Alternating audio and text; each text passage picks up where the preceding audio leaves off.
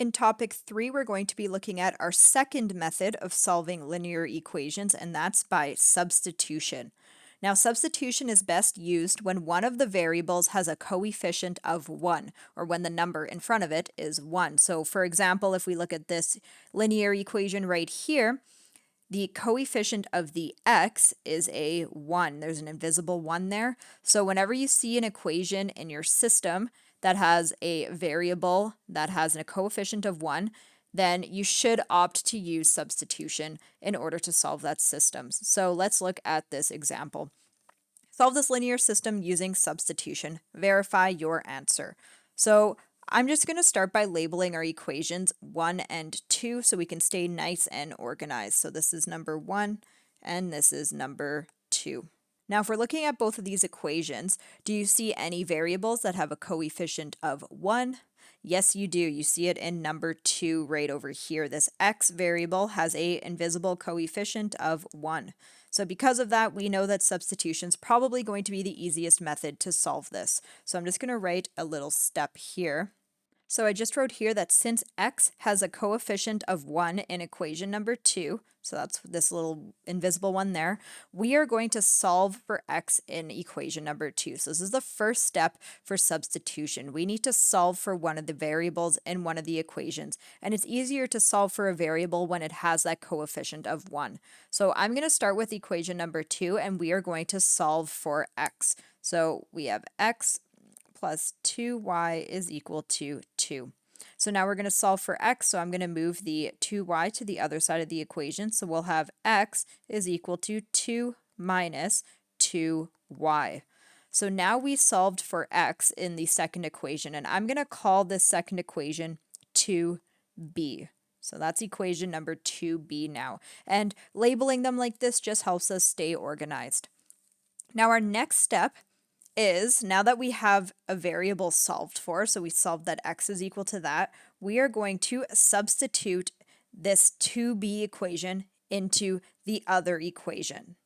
So what I mean by that is let's write down equation number 1, so that's 3x plus 4y is equal to minus 4. And now we are going to substitute that x is equal to 2 minus 2y into this spot of x right here. So we solved that x is equal to 2 minus 2y, so we are going to write in here 3 times 2 minus 2y, and that comes from right up here, plus 4y is equal to minus 4. So now we just substituted one equation into the other equation. And you'll notice now that we only have variables of y left in this equation. So because of that, that means we can solve for y. So that's going to be the next step. So I'm going to take what we just had right here. So 3 times 2 minus 2y plus 4y is equal to negative 4. And we are going to manipulate this equation so that we can isolate y and solve for y.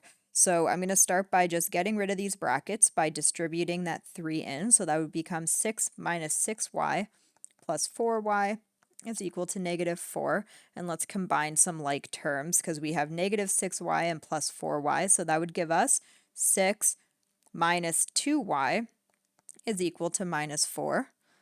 And then let's get y all by itself, so I'm going to minus 6 from both sides of the equation to cancel that out. So we'd have minus 2y is equal to minus 10. And finally, we're going to divide both sides by negative 2, and that will get our y all by itself. So y is equal to 5. So now that we have y is equal to 5, we are going to substitute y is equal to 5 back into equation number 2. So you'll notice we're hopping back and forth between equations. We started with equation number 1 in blue up here, and then we went to equation number 2 in the next couple steps, and now in the final step we are hopping back to equation number 1 in blue. So you'll notice that we're hopping back and forth between our two equations in our system. So we started off with equation number 2 at the top, and then we use that to plug it into equation number 1 in this whole section here.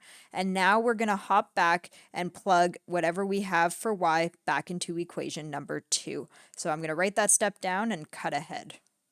Okay, so we're going to substitute y is equal to 5 into equation number 2. So I just wrote down equation number 2 right here. So now we're going to have x plus 2 times 5, because we had y is equal to 5, is equal to 2. And then we're just going to continue solving for x. So eventually we will get that x is equal to -8. So now we have our solution to the equation.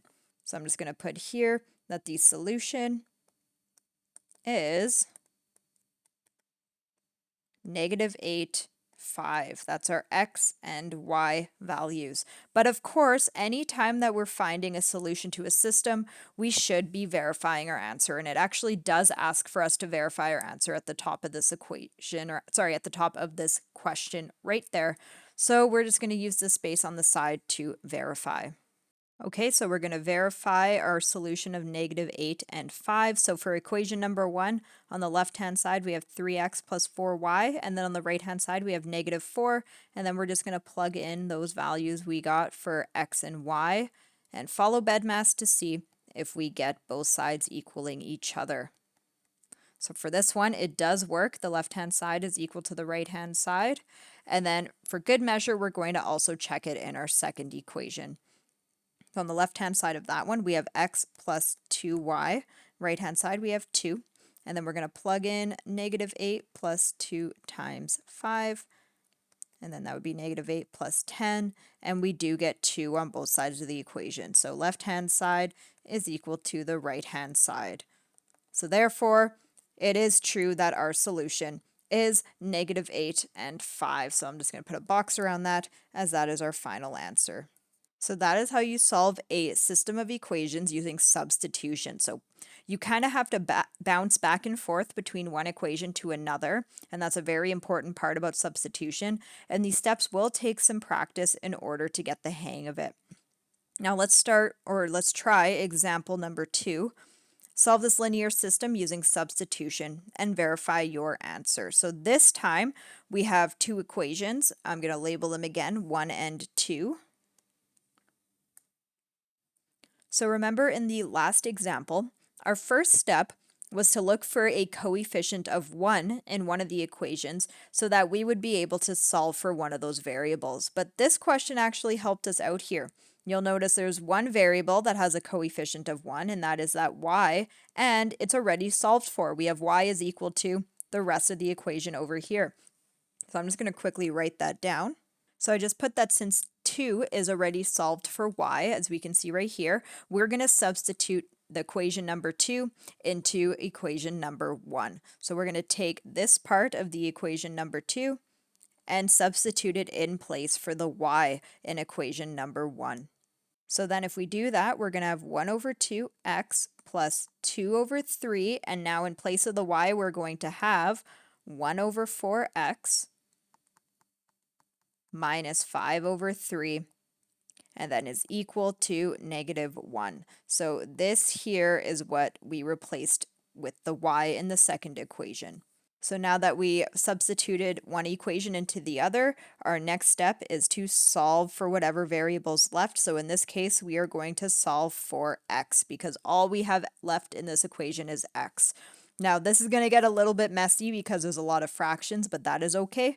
We'll just follow our processes. So we have 1 over 2x plus 2 over 3. So in order to begin solving for x, we need to get rid of those brackets. So I'm going to distribute that 2 over 3 into the brackets. So then we're going to have 2 over 3 times 1 over 4x, and then we will have minus 2 over 3 times 5 over 3. And then that's all equal to -1. So let's clean this up a little bit and multiply these fractions together.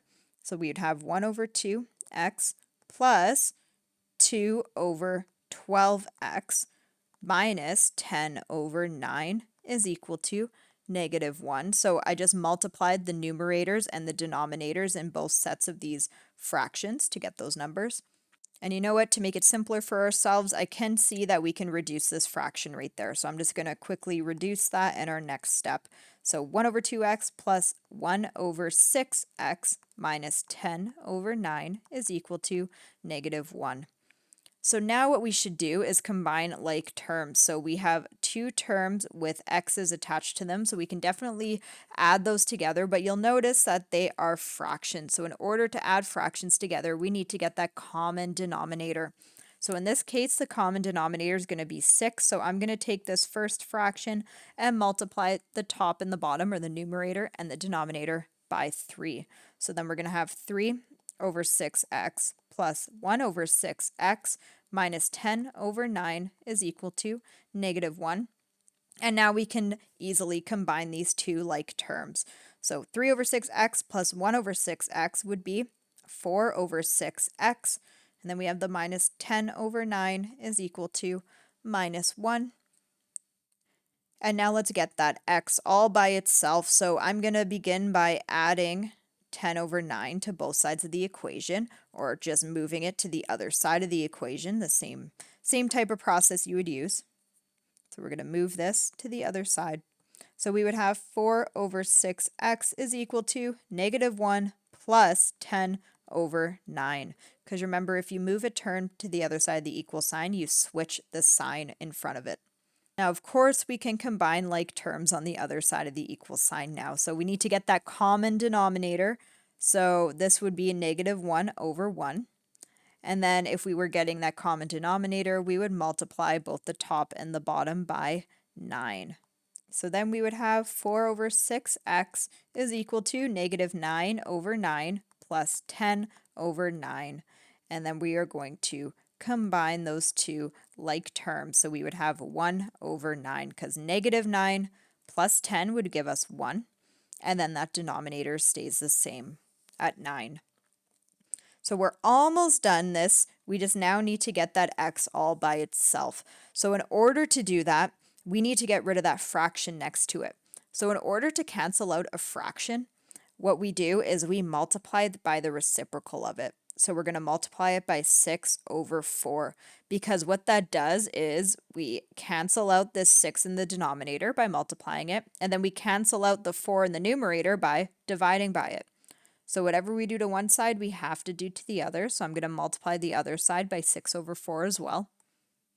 And in the end, you should get x is equal to 6 over 36.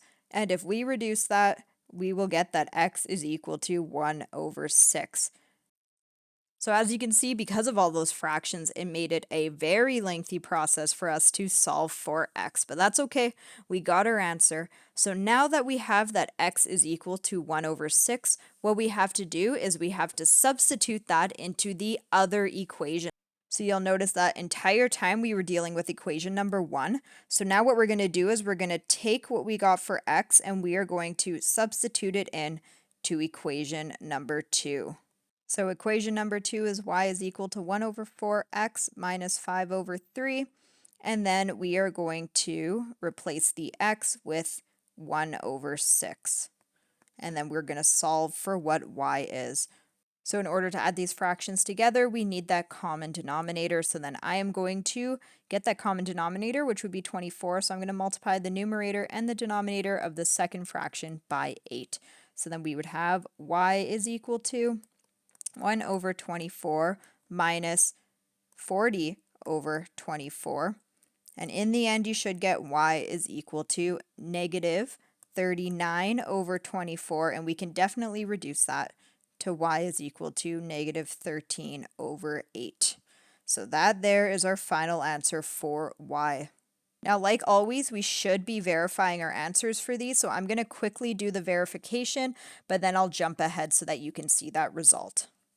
All right, so I verified our solution in both number 1 and number 2 equations. So you can see our left-hand side, right-hand side charts here. And I do get that both left-hand side and right-hand sides of both equations do equal each other in the end. So therefore, our solution is 1 over 6 and -13 over 8.